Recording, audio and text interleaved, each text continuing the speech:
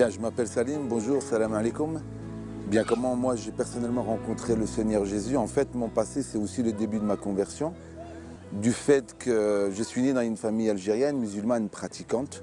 Et puis, c'est un grand drame, en tout cas dans ma vie, qui a commencé que les choses ont pris une grande importance. J'ai perdu mon père et ma mère le même jour, la même nuit, en allant en vacances en Algérie. Je suis chaoui de Khenchela et la mort de mes parents a été une catastrophe pour moi, un drame. J'ai vécu donc dans un orphelinat pendant des années et c'est dans cet orphelinat que j'ai compris que la solution de l'homme ne pouvait pas répondre à mon problème. Puisque les gens, les éducateurs spécialisés, les assistantes sociales, les psychologues, essayaient de donner une réponse à mon problème et je me suis aperçu qu'en fait, ils vivaient exactement le même problème que moi et donc ils ne pouvaient pas avoir la réponse. J'ai compris que le fait de s'appeler Salim pouvait parfois avoir des portes fermées ou des portes ouvertes. Et ça m'a mis une haine en moi, une amertume en moi. À la recherche d'un père, je trouvais plus d'obstacles dans ma vie d'enfant et d'adolescent. Et puis très vite, j'ai rencontré un homme qui m'a parlé de la Légion étrangère. Et la particularité de cette Légion qui regroupe 10 000 hommes, c'est qu'il y a toutes les nationalités. Et je me suis retrouvé très vite dans un endroit où je me sentais très bien. L'important, c'est que j'ai changé de nom, de prénom, de pays. Un monde nouveau s'ouvrait à moi. Une possibilité de pouvoir m'affirmer, de pouvoir être quelqu'un et être reconnu non pas pour ce que j'étais, mais pour ce que j'étais capable de faire. J'ai fait des opérations qui m'ont amené à découvrir le monde. Djibouti, la Libye, le Tchad, le Liban en particulier, lors du massacre de Sabra et Shatila. Et la première grande mission qui a été pour moi, c'était avec Yasser Arafat, où j'ai fait la protection de Yasser Arafat. J'ai trouvé un homme qui commandait l'OLP à l'époque, un leader comme ça, palestinien. Je voulais m'identifier à lui. Moi, en tant qu'Algérien, je voulais être un homme fort. Avec ma religion musulmane, je pensais être quelqu'un de capable. Et puis très vite, les choses faisant, je suis parti à la guerre du Golfe. Et mon premier contact avec l'évangile, c'est lorsque je faisais la protection du général Janvier. Il y avait un homme, un Espagnol, il était chrétien de nom. Et aussi par son témoignage, jamais il m'a parlé de Jésus. Mais son comportement m'a beaucoup bousculé.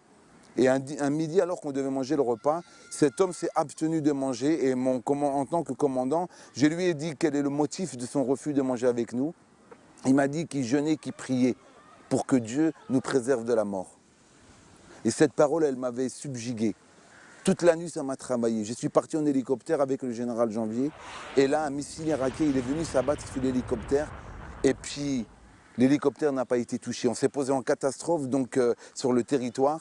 Et puis, c'est la première fois où j'ai vu que la prière d'un homme sur la terre, elle a été exaucée par un Dieu vivant. Ma foi faisant, j'étais interpellé par cet homme-là.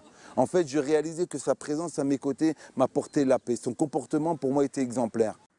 Je suis rentré en France, j'ai fini la Légion et je devais partir comme mercenaire à Sierra Leone.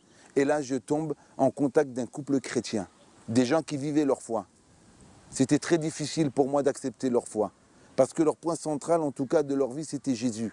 Et moi, je n'aimais pas Jésus. Un, parce que c'était un sauveur pour l'Occident et pas pour moi. Et deux, parce qu'il était juif. Et personnellement, pour être vrai avec vous, j'avais un grand problème avec Israël.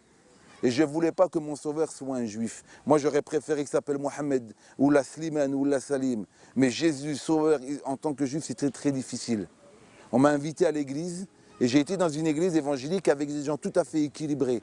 Mais leurs témoignages, leurs paroles avaient réconforté mon cœur. Chemin faisant, ils m'ont offert une Bible, et en parcourant la parole de Dieu, j'ai trouvé une parole qui a bouleversé ma vie. Dieu est le père de l'orphelin.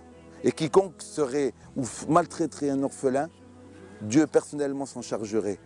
J'ai compris que j'étais plein d'erreurs aussi. Ma haine, ma rébellion, j'étais lié à des choses pas belles du tout.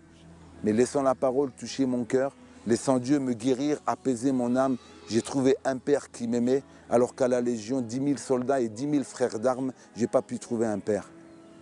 Il y a des pages qu'on doit fermer, mais moi, c'était un livre que j'ai fermé sur mon passé. Et ma vie d'aujourd'hui, elle est centrée sur un Dieu vivant qui, jour après jour, m'amène à aimer celui qui me hait. Parce que j'ai compris qu'après 18 ans de guerre, la seule arme qui peut toucher un homme, c'est l'arme de l'amour.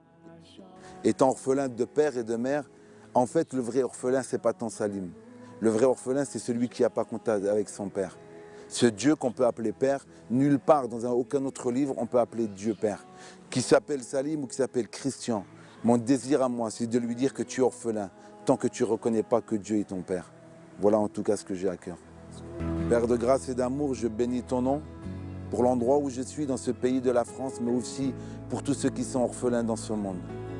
Seigneur, tu m'as donné et tu m'as fait grâce de pouvoir te rencontrer en tant que Père. Nul autre n'est semblable à toi. Je te bénis, Père, de ce que tu vas faire à travers tous ceux qui confessent que Jésus-Christ est Sauveur.